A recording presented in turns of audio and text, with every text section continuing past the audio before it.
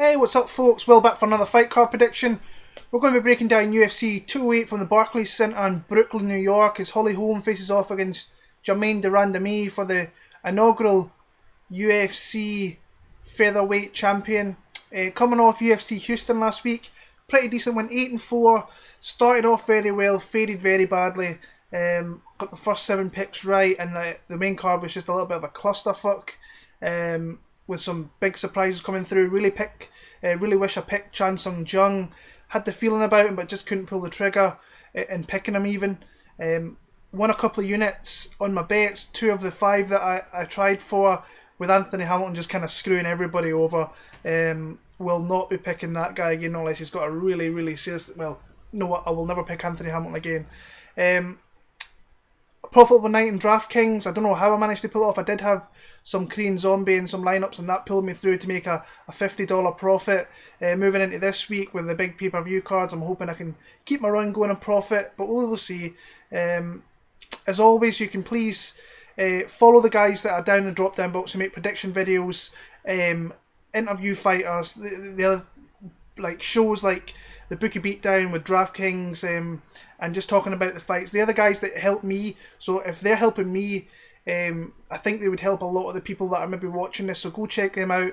Bookie Beatdown, Half the Battle is one of the best ones out there. I love Sean and Dan in their program. They do a top-notch job, and really looking forward to this week's one. UFC Bro Picks, a couple of guys that I've known for a little while, Justin and Ricky. Ricky is one of the funniest guys ever. He cracks me up with some of the things that he does, some of the things that he says. And Justin likes Disneyland, so be sure to go check him out and then tell him that Will said that he loves Disneyland. So the Easy Money Campaign guys on Twitter, Rockstar Z, all the good guys, Kelton, you know who you are, you're the best ones out there, so good luck with your bets coming out this week, and go and support those guys, follow them, and UFC Betting Sharks on Facebook as well, where we're taking it to the next level regarding betting. So overall I think the card's okay. For a pay-per-view card, I expect a little bit more, but there is good fights throughout it, so I am looking forward to it. If you could please like, comment and subscribe, leave your picks down below and I'll get back to you as soon as I can. This week's a little bit busy, so if I don't get to you straight away, I apologise, but I will get back to you when I have the time. But if you want to play me on DraftKings, Bilber85, come and send me a message there. I don't mind playing with you on there. Capertech, you will find me on there. Bet MMA Tips, you will find me on there as well. So yeah, let's get into this card. Featherweight division, Phillipe Nover against Rick Glenn. Really nice fight to start off the night, and I've been a little bit back and forth with this one myself. I think I've seen that Rick Glenn is the betting favourite in this one, and Nover is the underdog. The odds over here in the UK haven't come out for this one yet.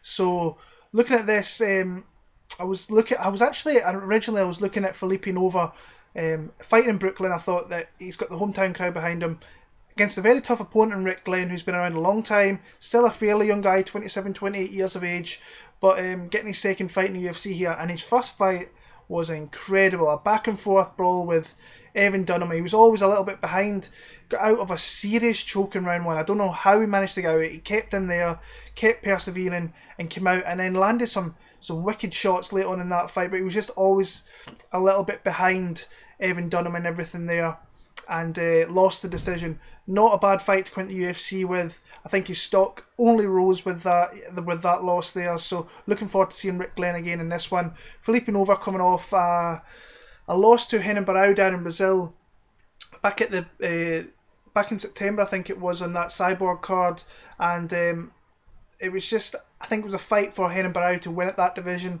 I thought Nover gave a good account of himself, but it was a clear level or two below what he should be fighting, I think. Close fight. I say I'm a little bit back and forward on it. I have picked Rick Glenn in this one. I am a little bit unsure how he gets it done, because I think Nover is very tough. He's been in there and he's faced some good guys. I think Tuhugov was another guy that was a very close fight, and his win over UHL Nam was a little bit controversial. I think Nam could have probably got that one. I like Rick Glenn for being the tougher guy. He's going to be the bigger guy, the taller, with the bigger reach as well, so I like that. The little thing that worries me is maybe his cardio, maybe late in the fight he might get taken down, But my pick's going to be Rick Glenn, and I think I'm going to pick him via a very close 29-28 decision there. Welterweight division, Ryan LaFlare against Juan Jucao Carniero. Like Ryan LaFlare in this one, we haven't seen him in a long time, well over a year, maybe 15 months or so, but I do like him against this kind of competitor and Carniero. Carnero's coming off that fight with Kenny Robertson, where I picked Robertson originally, but once the fight, just before the fight started, I had a feeling for Carniero, but I stuck to my original pick with Robertson there, and Jucao showed how much of a veteran he is, of so many fights, so many encounters, jiu-jitsu and so on and so on. Just a tough guy, but I think he's got a tough matchup here with LaFlare. I think LaFlare is a tad bit better on the feet. I think he's definitely the better wrestler. He can take Carniero down, he just has to be very, very careful in how he does it. I just like Ryan LaFlare in this one. I think he's going to take, I think it's typical, he's going to hit Carniero, put him in the back foot, and then once he gets his back against the cage, he's going to look for takedowns and try and smother him down there, and maybe repeat that over the 3 rounds. I mean, he's only lost in the UFC to Damian Maia, and that's not a bad thing to have on your resume, because Damian Maia is flying, and he has been for the last year and a half, 2 years. So I'm going to pick Ryan LaFlare. I'm going to pick him via decision, and yeah, I was thinking of a way of how Carniero could really win this fight, and I thought, can he make it dirty enough? But I think that Ryan LaFlare can make it even more dirty, to kind of say the least, and just make it ugly and win a decision there, and that's how I see this fight going. I say bet wise, I've got 1 or 2. I'm not too sure. I did say that with the last card and I had 5 bets, which surprised me a little bit, so we'll see what we have for this one. But I'm picking Ryan LaFlare via decision. There is a heavyweight bout on here. I am looking at Wikipedia and looking through UFC.com, and it's got Marcin Tybura who's supposed to face Luis Enrique, who I was really looking forward to that fight. I think there is an opponent matched for Tybura. I think his name's Justin Willis, 4-1 out AKA. Nothing's been confirmed yet, so I'm not going to break that one down. I will leave that in the drop down section, the drop box below. I am picking, if that fight gets made, I am picking Marcin Tybura to win via a submission in early round, kind of midway through round number 1.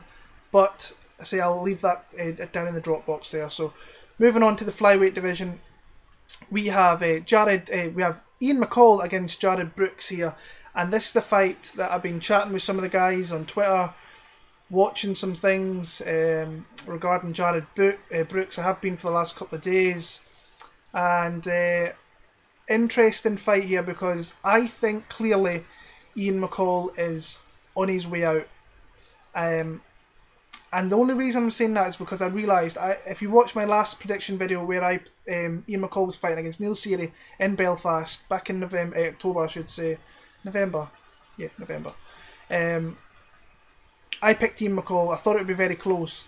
The second I got to Belfast, I was around Ian for maybe an hour, 45 minutes to an hour, and soon realised this guy had so many injuries. I was actually doing a podcast with John and Mike, and we're talking about a few things, and it kind of opened my eyes up a little bit. And if that fight, I actually made a bet on Neil Seery on fight day, the weigh-in day I should say, and I think he would have cashed it fairly convincingly if that fight went ahead. And of course I think he got some food poisoning, had to go to the hospital. Thankfully I seen him at the airport on the Sunday before coming back here. He said everything was okay, just it's just his body kind of shut down on him. But from what he told me, some of the things, and I'm not going to go into it because that's just like mistrusting him a little bit. He trusted me to listen and not tell anybody, but guy's had a tough life, some tough situations. And the guy's had like 5 fight camps in a row where somebody's pulled out in his fights upcoming. Scoggins was one, and Ray Borg was one, Seery was one. He had to pull out that one, and Seery had to pull out due to a family bereavement. So and all that training in camps and not having a fight at the end of it, that's tough, and it's really tough. Plus adding on a 2-year layoff as well, it's a tough thing to overcome. And he's against a young guy here, Jared Brooks, 12-0. I became I known this guy a couple of years back. I think he fought Chris Maya in the Akhmat fighting championships over there in Russia, and that's where I first seen this kid. Bit of a loose cannon. Don't think he's great. In all honesty, he dives in for takedowns, leaves body limbs out there a little bit. Once he gets you and he gets you in a dominant position, he's very hard to get off. But he does leave opportunities for you to switch positions, puts himself in bad positions. And against someone like Ian McCall, who's been around for so many years, that is really, really a tough thing to overcome. I think he even fought, I think his last fight was at 115, which is weird. So it'll be interesting to see the size of him here. McCall is the bigger guy. And I'm actually going to fade Ian McCall in this one, and I'm going to pick Jared Brooks. I think being the younger fighter, I think if McCall has any injuries or anything like not going for him, I think that I just think his time is coming to an end. And against someone like Brooks, I think can go hard for 15 minutes. This is a fight that I think that Jared Brooks can win. And I'm going on a long shot here with Jared Brooks, but Ian McCall, he's got all the attributes here where he could steal rounds, very close rounds. He might lose the first one and then win the second and third, being very, very close. I see this being a 29-28, but I'm going to go with a young kid here. I'm going to go with Jared Brooks. Just caught his interview as well with James Lynch on his show that he makes. Brilliant interview. But I am going to go with a long shot pick. I'm going to go with Jared Brooks via a 29-28 decision. Split decision. Lightweight division, Nick Lentz against Islam Makhachev. Good fight this. I'm looking forward to seeing this one. For the simple fact I am a fan of Makhachev, but he has a very tough opponent here in Nick Lentz, who is not an easy fight for anybody in that division. I think he got lucky a little bit, Nick Lentz, in his last fight at UFC 203. He was supposed to face Mirbek Taisumov. Taisumov is an absolute beast of that division, and he's coming through at a rapid rate of knots as well. So in that one, he fought Michael McBride, who is a jobber, pretty much, and he beat the shit out of him in that first round and really got himself a pretty dominant win, which, to be honest with you, once that opponent was announced, it was expected. So Islam Makhachev coming off that win over Chris Wade, very close fight. I just thought him on the ground, he looked fantastic, very dominant, very strong. Wade would try and get positions on him down there, and Makhachev was having none of it. I think if his hands, his striking's working, I think he can really trouble Nick Lentz here. Makhachev is very underrated with his submissions.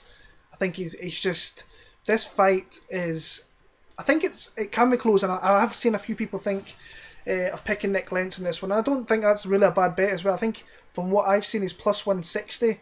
That's a good number. If that goes up 180 to 200, I don't think it gets that high, but it's a really good pick, a really good bet to maybe make if you've got something lying around that you want to throw in. Lentz isn't a bad bet. I just think that Makhachev is better everywhere, and I think that he's coming through and progressing his career, where I think Lentz is maybe stalled off and maybe starting to decline a tad.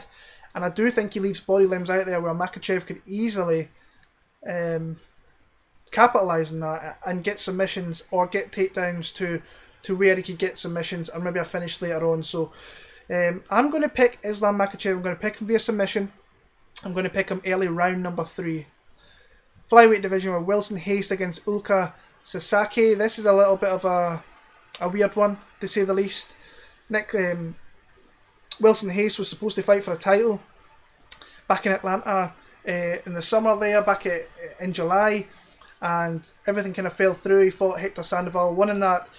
Took a couple of shots now and got taken down, but once he gets on the ground, this guy is really, really tough to deal with on the ground, and he showed that he is a very dangerous guy on the ground with that win over Sandoval. And then he's moving on here, and he's got Ulka Sasaki, who I'm not overly kind of fond of, not his biggest fan. Don't think he kind of brings a lot to the table, along with a kind of shit hairstyle as well, which is, I don't know what he's thinking about with that. Coming off a win, rightly enough, he did submit Willie Gates, who, if you're kind of run-of-the-mill flyweight, can be good on nights, can be bad on nights, and Sasaki caught him there. Gates is known to get submitted fairly easily, and he caught there. Lost to Taylor Lapos, got knocked out. Lost to Leandro Issa, got submitted there. did make a very impressive UFC debut against Roan, but that was a long time ago. So I like Wilson Reis in this one. Just be careful on the feet, because I don't think Wilson Reis has too much of a chin. Once this kind of gets into the grappling aspect of it, I fully expect Wilson Reis to really show his class, show his experience, and find a way to take this to the ground and just work that beautiful jiu-jitsu that he has. So I'm going to pick Wilson Reis to go submit Ulka Sasaki in round number 2 and move himself further up that division and possibly get himself a title shot in the near future with that one. So Wilson Reis submission. Welterweight division. Randy Brown against Belal Muhammed. If you've been watching my videos, you've known that I've not been too sure on Randy Brown. I've been pretty high on Belal Muhammed. But the one thing about this matchup I don't like is Belal Muhammed coming in after a really brutal knockout back in November at UFC 205, like literally 3 months ago. That's not long enough, in my opinion, to come back after a loss. We've seen it with Anthony Hamilton last week, and now I know he got submitted against Ngannou and he got knocked out last week. But you need to take that time to go over the loss, and you need to get your mind right. And I think if this matchup was made without Belal Muhammed getting knocked out in his last fight, I would probably pick Belal Muhammed, and I could maybe see him stopping Randy Brown. I just don't like that he's coming back in here after that. It was a nasty knockout to Vicente Luque back in November, and he's took a lot of shots in his UFC tenure, has Belal Muhammed, and that is something that kind of worries me a little bit here. Randy Brown coming off a beautiful win in Albany against Brian Camozzi, stopped Eric Montano before that. Big guy. He will look to, I think his striking is coming along slowly but surely, and overall his game's coming through. I think Muhammad can grapple with him. I think that Randy Brown can get enough strikes off and maybe hurt Muhammad here and stop the takedowns. Because I think that's what Muhammad is going to try and use, is maybe use those strikes to get in close, take Randy Brown down, or grind on him. Kind of like what Montano was doing, but kind of looked for the takedowns and looked to establish his dominance with his grappling. But I expect Randy Brown to use that length, keep Belal Muhammed at bay, and pick his shots, and I can see him catching Muhammad, which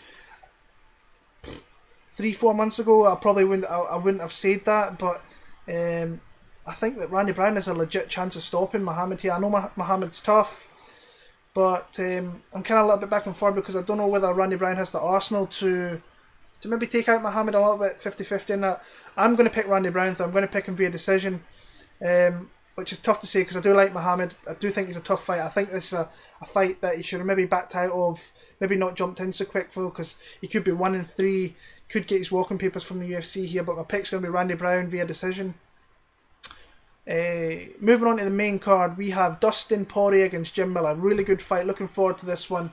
Anytime that Dustin Poirier is fighting, I'm looking forward to it because the guy's a savage. And he's always dangerous after coming back from a loss. Like we've seen with the Conor McGregor, he went on a run there and just got a little bit too aggressive. The hand speed of Michael Johnson caught him and he got put to sleep. So that patience, I think what he needs to do is just rein it back a little bit. Still show that the come forward attitude, but not just show a little bit of patience with it. The shots, he's eventually going to get those shots off, and he's going to get those shots off, and he will hurt his opponent like he has in the past. He just has to show a little bit more patience. I think if he does that, doesn't go in both guns a barrel, and looks to kind of really get a bit of a slobber knocker, he will win fights a lot easier. I think that's what he has to do in the lightweight division to kind of progress up there. Got a really good opponent here in Jim Miller. Jim Miller's on a little bit of resurgence himself, coming off that win at UFC 205 against Thiago Alves. Got a split decision against Joe Lozon, which I didn't think was his. And he beat Takanori Gomi at UFC 200. Like the fact that the guy's, this is his 4th fight in like 6-7 months. Love that. I think that's brilliant. And his 5th fight within a year, so that's awesome. So fair play to Jim Miller, and he's shown that he's still got some of those skills to make him very dangerous. I just think that Dustin Poirier on the feet will piece him up a little bit and could really hurt him. I say stay patient, use his strikes well. I think if this would go to the ground, I think it'd probably favour Jim Miller, but Dustin Poirier in scrambles and everything down there is very, very tough. You have to be careful. I'm going to pick Dustin Poirier. I think the numbers are a little bit off in this. I see he's plus, in America, he's plus 400. I think that should be a little bit less. Maybe your 280s, maybe 300, maybe even less than 280. But I like Dustin Poirier in this one. And I like him to finish it with a strikes at end of round number 2, so, or maybe early round number 3. So I might have a look at what the over-under is in that fight. But I will be betting Dustin Poirier in some capacity. I think I might be looking at a guy further on in the card there, which I might put him in alongside with. But see, come to Carper Take, you will see all the bets that I make there. Bet MMA tips, you will see the bets that I make there. So if you want to tail them, by all means. But just remember, it's your own money. So don't listen to me. Sometimes I do well, sometimes I do bad. So just be careful if you do tail my bets. But Dustin Poirier will be my pick there. Light heavyweight division, Glover Teixeira against Jared Cannonier. I see this as a welcome back fight for Glover Teixeira. Now, other people are seeing it differently. I've seen Justin of the UFC Bro Picks. I've seen Rockstar Z make great cases for the Jared Cannonier. I don't know what it is. I just can't see it. I think he's a really good addition to 205. I think this matchup's maybe a little bit too early for him. But in saying that, Glover Teixeira is coming back after a life-changing knockout. So I can see maybe why that they're picking Cannonier. I just can't do it. I don't see enough in him. I think the Glover's too well-rounded and just overall the better fighter. I think Cannonier will obviously be bigger, but as I said, all-around better fighter is Glover Teixeira here. He's going to have to fight smart. He can't come out like he did against Rumble and be in that range where you're dipping your head and you're just there to get hit on, because if he does that, Cannonier has the power to put him down, I think. But I think that Glover is going to use his grappling and go back to his jiu-jitsu here. I think in his fights he has got dinged up. Bader dinged him up. I'm probably missing one as well where he got dinged up as well. But Rumble caught him, totally took his chin clean off, so his chin will be a lot weaker from that, I firmly believe. But Jared Cannonier, I think he got dropped by Ion Cutelaba, who's not really a technical striker. Glover has that good technical boxing when he decides to use it, and he has the grappling. Cutelaba took Cannonier down. I think if Cutelaba can do that, Glover Teixeira can do that all night long. So I think that's where I see this fight going. I think this is one of the odds that is out over here in the UK, and it's minus 140. I'm either going to go in heavy on Teixeira straight, which I don't think, I'm not really big on like going minus on like fighters who are heavy, like favourites, going in with straight bets on.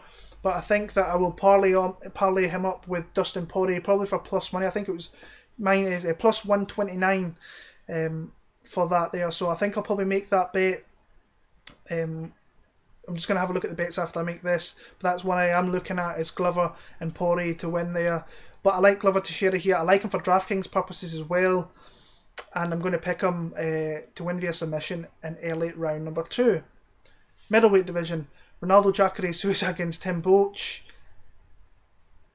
I don't really know if I should go into this too much, because I think most people know what my pick is going to be. A little bit of a weird matchup. Jacare should be right up there fighting one of the top guys, maybe a Musasi again.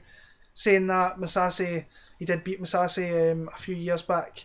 So he is right there ready for that title shot. And he's got Tim Boetsch here. This is the fight to keep him relevant, keep him winning, I should say. And just kind of keeping his name out there, because he probably could be next in line, him or Musasi, depending how fights go. Tim Boetsch, to be fair to him, looked phenomenal at UFC 205. Big power, knocked out Rafael Natal. I just think wherever this fight is, Jacare is dangerous. And my pick's going to be Jacare Souza. I think he's going to get him down in that first round, and I think that he's going to just hit him, wheeling him on the ground. And if Boetsch gives a limb up, he'll take it. If not, he's just going to pound on Tim Boetsch. Ronaldo Jacare Souza, first round TKO with numerous strikes on the ground for me there. Co-main event of the night. Really interesting fight this, and one I've been going back and forward in my kind of own head, listening to some sharp people. regarding this fight, see what they're thinking.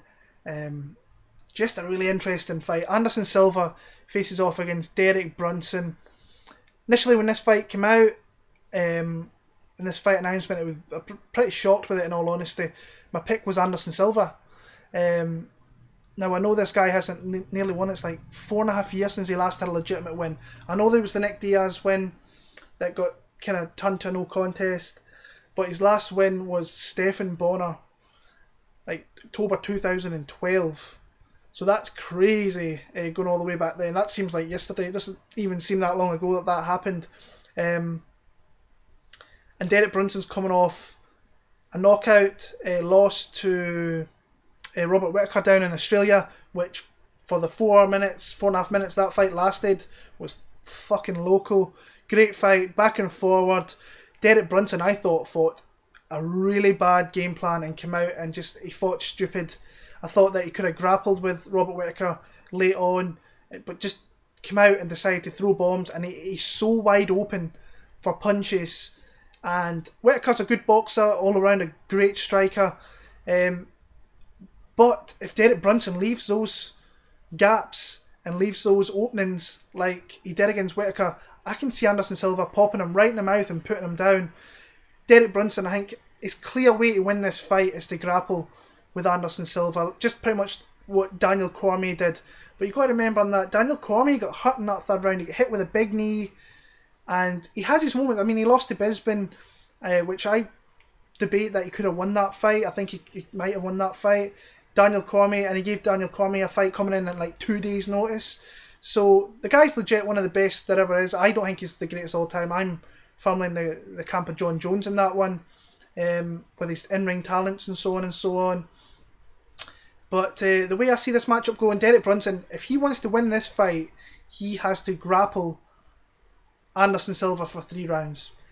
Can't come out, throw willy-nilly strikes like he did against Robert Whittaker, because I think that Anderson Silva is such a great counter striker, such a classy striker, so clean with his counters, that if Brunson comes out wailing punches, then he's going to get hit in the mouth, and he's going to get popped in the mouth really hard, and I don't think his chin is all there. I really don't. And plus, that was November as well, so that's a devastating knockout. Less than 3 months. That's a big thing here. And Anderson Silva, I mean, coming in and facing just the aura of Anderson Silva, that in itself could be a bit of a mindfuck and just really get to you, and just you think you're going in there with a game plan and then that changes.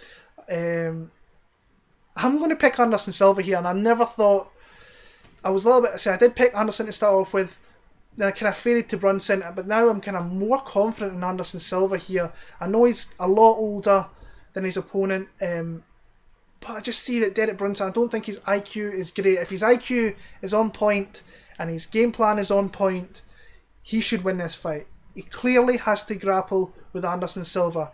Can he do that, and can he resist the temptation to come out and blast and trade with Anderson Silva? Because I don't think that's, with a lot of people still in the world, it's still not a good thing doing that against Anderson Silva. But Brunson, in all fairness, if he does come out and strike, he has got big power, so that's something that Silva, and his chin has not been the same since that knockout to Chris Weidman, so I'm going to pick Anderson Silva. I feel more confident going with that guy. I think that he can fight smart, and if he can get off to a quick start, I really think he can stop Derek Brunson. I'm going to pick him. If Anderson Silva's to win this fight, I think he has to knock out Derek Brunson over 3 rounds. He could maybe get a decision. I'm going to pick a TKO victory, maybe late round number 1, early round number 2 for Anderson the Spider Silva. Can't believe I'm picking him against one of the Young Bucks, but I think it's a good matchup for him personally, if depending on what the fight IQ of Brunson is. So moving on to your main event, Holm against Germaine de Randamie. First of all, I just want to say, I don't know why they're doing a UFC. I know that Cyborg was around, she got popped, so don't know how long she'll be out for. They should never have made a UFC 145 pound division. There's literally not many fighters out there to compete for this title. You've got Holm and Randamie coming up to from 135. You've got Megan Anderson, who I'm a big fan of, and Invicta, who's the champion over there, the interim champ, who is a legit fighter that could come over. Don't think she could beat either one of these girls, but it's a fighter you could definitely add to UFC ranks. They should have made the UFC women's flyweight division, in my opinion. It's what they should have made. But they've made this division here, and we have a very, very interesting fight here against two experienced, skilled strikers. So Holly Holm against Germaine de Randamie, and we'll start with Holly Holm, coming off two pretty bad losses. I mean, she was winning that fight with Miesha Tate before getting caught with the submission in round number 5, and then came out very strong against Valentina Shevchenko with real nice striking, and got a takedown on Valentina Shevchenko in round number 1. But from the end of round number 1, from the start of round 2 to the end of the fight, it was all Valentina Shevchenko, and Valentina did very, very well in that one. So Holly Holm here, big fight, 3 losses in the UFC. Not that she's going to go anywhere, I just think that she'll be in a kind of wasteland if she doesn't win this fight here. Germaine de Randamie moving up to 145 from 135, where, let's be honest, the opponent she's faced at 135, not one of them, I think it's 0-6 in the UFC. Anna Elmos had no business being in that division, and it showed. Julie Kedzie, she was already on the way to retirement. Larissa Pacheco's not with the organisation anymore. But what does de Randamie do? She's a heavy striker, high power, pretty decent output. But the power is a main thing there. She's got that Muay Thai background, and the way I see where I see her being most dangerous in this one is she gets it in the clinch and she can really unload those knees, unload those power strikes, the uppercuts there. But this line is way off in my opinion, way off. I've bet Holly Holm at plus 105. She has fought the better competition. She has fought the kind of more pressure fights than what de Randamie's fought. And I know Randamie has won a lot of championships outside the UFC in her own sport, like the Muay Thai or the kickboxing, whatever it is. But Holly Holm has also did that with the boxing as well. The one thing you've got to look out for, de Randamie has big power. Holly Holm has been put down before, and that was in boxing. It was a long time ago, but it's something that she really has to watch out for. Holly Holm, I just think, is going to pick her shots here, and she's going to be on her bike. She's going to be moving around, not wanting to be in the same space where de Randamie can get comfortable and load those big strikes. I think once de Randamie comes forward, she's Holly Holm overall as the mixed martial artist is a better fighter, and I think she can use takedowns here to really accentuate win rounds. And I think de Randamie is going to do that. She's going to come forward and she's going to be open there. I think it was 3-4 years ago now. I know it was Julia Budd, and it was 3-4 years ago, but she got taken down by Julia Budd, and she's not good. Not a good like wrestler, or grappler, or anything at all. Not someone that I don't think could do that to many people in the UFC. I think that Holly Holm overall is just your better mixed martial artist. I think she'll have the better gas tank as well. She can go 5 rounds. We've seen her go 5 rounds. We haven't seen that from de Randamie, and she's just fought nobody in the UFC, so I can't warrant picking her here. And the betting line, I'm just really surprised. Maybe the bookies know something I don't. I would love to see Germaine actually win the title for the fact that she's European. Having another European champion would be so badass for the continent. But pick is Holly Holm here. I think she's going to just pick and pop for the whole night and just counter strike. She's a really good counter striker is Holly Holm. And I think she has to use that hit, move, and use some takedowns and kind of mix up a little bit to win rounds. So my pick's going to be Holly Holm via unanimous decision there to become the new UFC featherweight champion. So that's my picks for UFC 208. As always, please like, comment, and subscribe. I'm like 228 away from hitting 1,000. I think we can do that this year, guys. With your help, I know we can. So please subscribe. Please subscribe to all the guys down below who make great fight week content. And come follow me on Twitter, WillMartin7MMA. DraftKings and Bilber85. You can find me on Capertake and Bet MMA Tips as well. And we are back, I think it's next week, we're back for Travis Brown against Derek Lewis from Halifax, Nova Scotia, the 19th, which is a Sunday night card, which I'm looking forward to because it's one of my days off. Overall, an okay card. I'm happy that we've got kind of got more fight cards and we're going forward. And then it's the big one with UFC 209, Woodley versus Thompson 2. So enjoy the fights when they come around this weekend. As always, thank you so much for the support. It's always appreciated. And see you all very, very soon for another prediction.